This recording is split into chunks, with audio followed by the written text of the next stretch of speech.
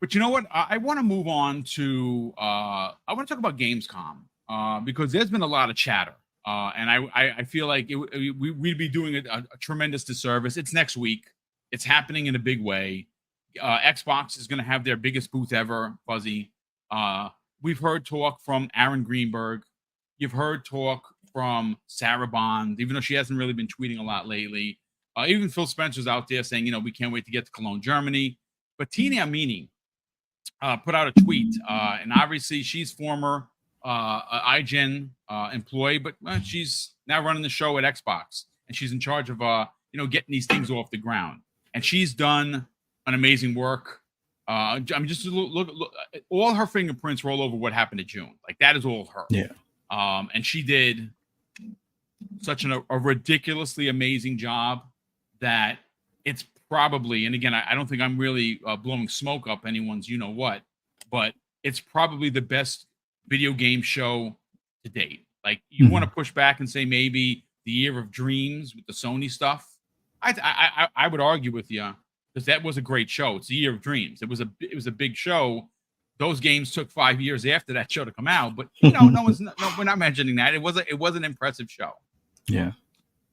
So we do have the Xbox Gamescom live stream update.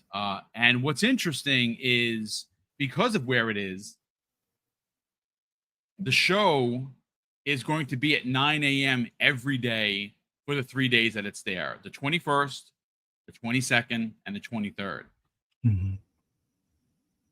I'm going to try and cover those.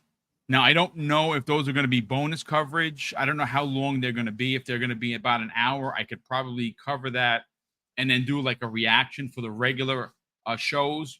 I'm kind of gauging it right now. I mean, we're only at the 16th, so I have a couple of days. I will make the announcement. Even if I got to cover it by myself, it's fine. We're just going to watch together, and then I'll react. And then, of course, later on that afternoon, the regular scheduled program will be the show, and it will be a reactionary show based on what's happening at Gamescom. So you folks might get 2 shows per day, 3 days next week. I like I said, I have to gauge it and see how that's going to work. But let's go over the schedule. So you have here, and again, this is the official Xbox schedule for Gamescom 2024. It's their live stream schedule. On Wednesday, August 21st, you're going to have Diablo 4, Vessel of Hatred, Diablo Immortal, Stalker 2, Heart of Chernobyl, Atomic Fall, Starfield Shattered Space, Age of Mythology Retold, and then in smaller caps, you're going to have some Overwatch 2 information, Forza Horizon 5, Dragon Ball Sparking Zero, which I don't know what it is, Dustborn, and more. So that's the first day that you're getting for Gamescom. Thursday, which of course is August 22nd, you're going to have Star Wars Outlaws, which they have marketing for, World of Warcraft, The War Within, Fallout 76, Milepost Zero. This is, for me, is one of the most exciting ones here is Towerborn. I'm a side-scrolling beat-em-up guy. That game, I've seen some stuff, looks freaking amazing, and it's going to be a great multiplayer. Think Castle Crashers on crack. Let's just say that. You got the Elder Scrolls Online, The Gold Road, and then you got a lot of titles here. Fragpunk, which is, of course, that exclusive that is, it's a gas game. Looks pretty good. You got Microsoft Flight Simulator 24, 2 Point Museum, Project Birdseye, which I don't know what that is. They have something called Kill Knight, the first Berserker Kazan, which that is also, again, I think it'll be a big title. I think that's Game Pass also, Fuzzy. You have something called Eternal Strands, Planet Coaster 2, which I know a lot of people like that. Life is Strange Double Exposure, which that looks really good. That was at the June show. The Casting of Frank Stone, that looks very interesting. Now, this is one that we haven't heard anything about in a while. Mecha Break, remember that? That first-person mech shooter? That's going to be there as well. You also have Little Nightmares 3. Everything, according to this, it says Date Everything is a game, which I guess it's like a dating sim, I suppose, and there's going to be more. So here is their third day, the list of games, Fuzzy. That is going to be Friday, August 23rd. Now, this, what I can confirm, is Breakfast with Boom is going to start earlier that day. We're going to start at 9 a.m. to coincide with this. It's going to be a run. It's going to run about maybe an hour and a half, maybe 2 hour show. Instead of starting at 10 a.m., we're going to start at 9. We'll end a little bit earlier because obviously we want to coincide with what their last day of streaming live. And this might be the show that everyone wants to see. Indiana Jones and the Great Circle is going to be there supposedly in a really, really big way. You're going to have a tremendous reveal of Avowed, which is what I'm hearing in the background, which I'm excited about because Avowed looks fantastic. Aura, History Untold. Those are big ones, man. Those are the big ones, and I guess they're saving the best for last. You also have here new Sea of Thieves information for anyone that is a big fan of that. 33 Immortals. I bet you that gets a release date, and I'm wondering if that's this year. That game is going to slap, especially with multiplayer. You have Warhammer 40,000 or 40K Space Marine 2. You're also going to have they're showing something else different with Metaphor. Tales of Iron 2, Squirrel with a Gun, Path of Exile 2, The First Descendant, Commandos, Origins, and more. So here are the times, ladies and gentlemen. This is across YouTube, Facebook, and Twitch. 3 p.m. CEST time, 9 a.m. Eastern time, and 6 a.m. Pacific time. So if you are on the West Coast, you have to get up ridiculously early. Let's talk about it, brother, because this is an event that we know for a fact, it has been confirmed. It is the biggest booth on the show floor that Xbox has ever had. Now, I want to add some context to this. Now, I sent this over to us. Jez Cordon, as Jez Cordon does, has been making the rounds. Let me see if I can find it over here and see what exactly Jez said. Here it is. Now, this is a long thread. Jez says, feels good to be excited about upcoming games. Damn. So someone asked about, he says, I can't say yet. Someone asked, hey, care to give us some hints? He says, nope, but won't be long to wait, though. Yeah. So something, and again, I've been hearing this for a while, they're going to surprise everybody with something. I don't know what that something is. I have literally no clue. In fact, even if you asked me to guess, I got nothing. There's been so many games that we've seen, it's hard to guess. Like, what else could they freaking add? I have no idea. But there's going to be, apparently there's going to be something else there that there's not listed. Let's get your hot take on what they're showing based on the list that we read. Well, based on the list that they read, or that you read, I think they're going to be showing pretty much a lot of these titles that we know are coming probably within the next 6 to 8 months in their best light. Like, I know with Avowed, I think even though, there are some people that were disappointed with the delay, I think by the time February comes around, you'll understand why it was delayed and be happy that it was, in the sense of some of the upgrades that you'll see visually, as well as, for I guess you could say quality of life stuff, as far as inventory management, armor management, and things along those lines. So I think Avowed is definitely going to show up in a big way. Same thing with Indiana Jones, because that's going to be the one that we get before the end of the year. I think they're going to lean more into the first-person hand-to-hand combat. So if you like seeing people get punched in the face or whipped with actual whip kind of thing, I think that will be part of what they go into, as well as some of the third-person traversal and things along those lines. So we'll get more insight into that. I mean, looking forward to that for like around the holiday time frame. I think for the PC crowd, especially the World of Warcraft PC crowd, I think they're now, with the expansions starting to release and a lot of the excitement that was drawn from that when they announced it at BlizzCon last year, I think we'll now get to see some of the world expansions that they'll get to play in, which will be exciting for them. I'm not into World of Warcraft yet. Haven't tried it on PC. We'll probably wait to try it when it comes to console, if it comes to console, which I think that's possibly something that may be happening. I don't know if that gets announced here, but it would be pretty cool. Diablo, which is one of those games where I don't feel like putting it down, but there's so many other good games out there right now. We'll finally get to see even more insight into the world expansion. Like the current season, I guess it's season 5. That's now the fire. I forget what it's called now, but that expansion is pretty cool.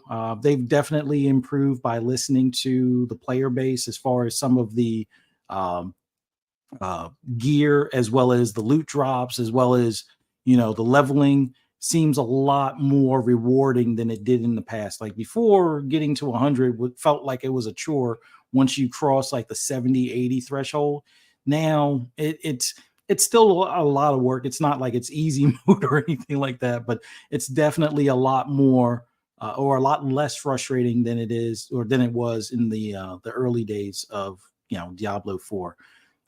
Flight sim, we'll probably get to see more of getting out of the plane and walking around, because now you can fly to a destination that may have like a walking path up the hill or up a mountain, and you can climb the mountain, or when you're rescuing people on the mountain, after you get the helicopter back to rescuing the people, you could probably go back and go to that mountain and check what they were climbing and stuff like that. So there's some GTA 5 vibes that I'm getting from Flight Sim 2024, without guns, obviously, but as far as having it where you can explore a lot more, and not just while you're in the plane, or have it where you put it on autopilot and you can take a seat in first class or whatever for the plane. So I think we'll get to see the improvements, not just from the sim aspect of things, but some of the job stuff and some of the crazy stuff that we'll probably be able to do at Flight Sim. But really looking forward to 33 Immortals. Like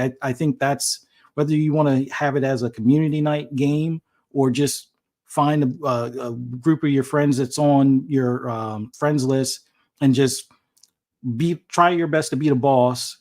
With 33 of you guys doing it, you may want to at least keep at least 3 healers, because it seems like some of those boss battles, there's almost like 3 sections of where you have to keep on running around, so you don't stand in like the environmental damage and stuff like that, but have healers that could pick people up if they accidentally get down in those spots and stuff. But that game during the beta was awesome. I'm hoping they polish a few things as far as like the variety on weapons, or some of the variety of powers on weapons, or how you level them up. But I'm pretty sure that was taken into account from the feedback that they got from the beta. So when that thing drops, it's going to be a ton of fun. The fact that we have to have 3 days of how Gamescom is broken up amongst all of the studios that Xbox has, it goes to show you how well they are prepared as far as for constantly having content for Game Pass. Even though, yeah, there's some third parties mixed in there that aren't day one. They typically, those partnered games wind up being 6 months later to a year later in some cases. So like your Star Wars, I'm definitely at this point going with Ubisoft Plus for the subscription, so that way I can get Star Wars, and then even Assassin's Creed Shadows, play them on the subscription. And by the time I have like a month in, knowing how Ubisoft discounts their games, I could probably pick them up for like half off at that point. So I would have saved, probably $30 on the $100 plus edition.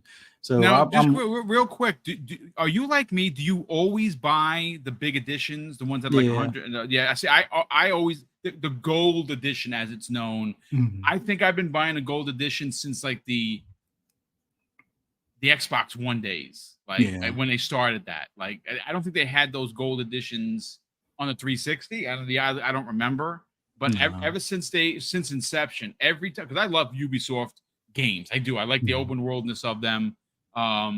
This one I would have easily purchased, but I subscribe to Ubisoft Plus. It's $18 and change a month. This I think, again, if you just go based on my spending, not yours, ladies and gentlemen, there's some people in the chatting like, well, I just buy the $70 edition and I'm good. That's awesome.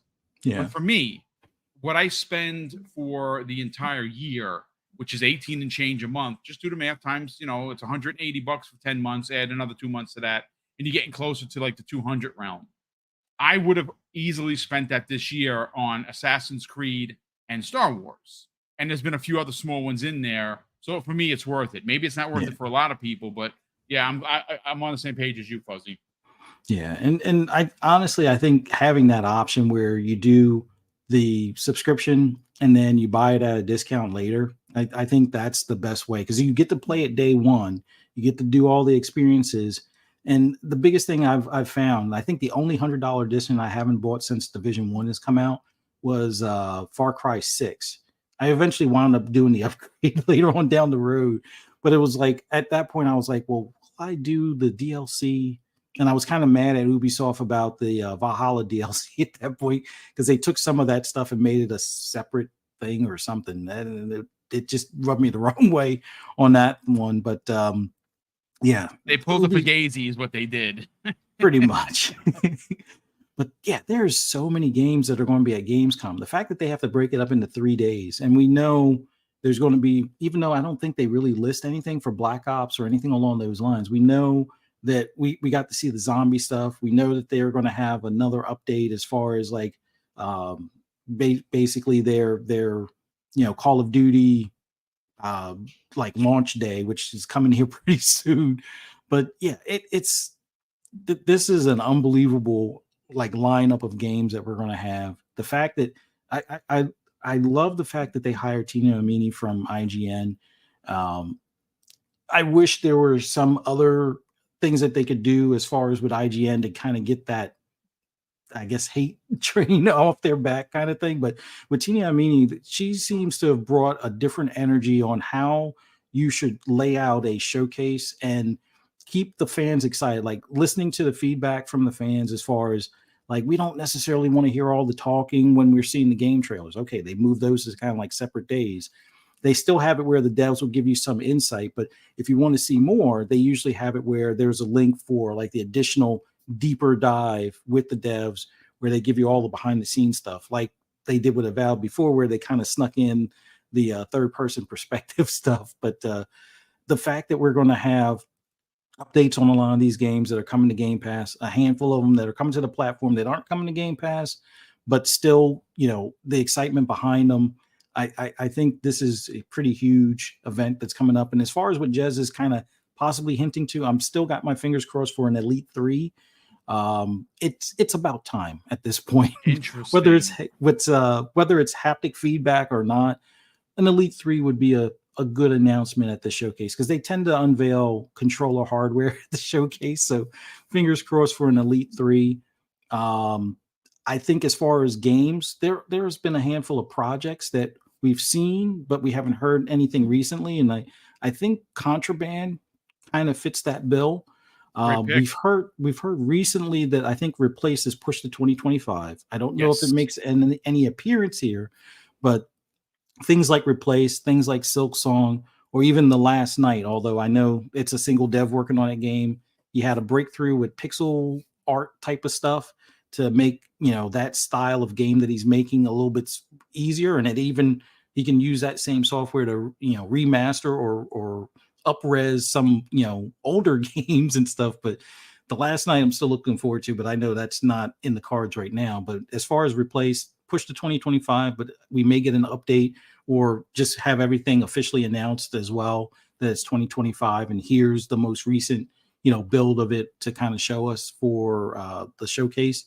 But Contraband, it's been quiet for a bit. I think that's, one that we could see a surprise.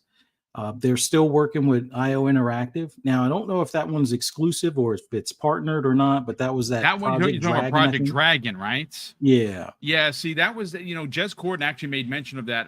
I think it was some early last year. He talked about it during an Xbox 2 podcast with Rand, and he wasn't sure whether or not it was still an Xbox exclusive or something that they were partnered with them. We'll see. It's going to be. Remember, they're still working on 007 as well. Yeah.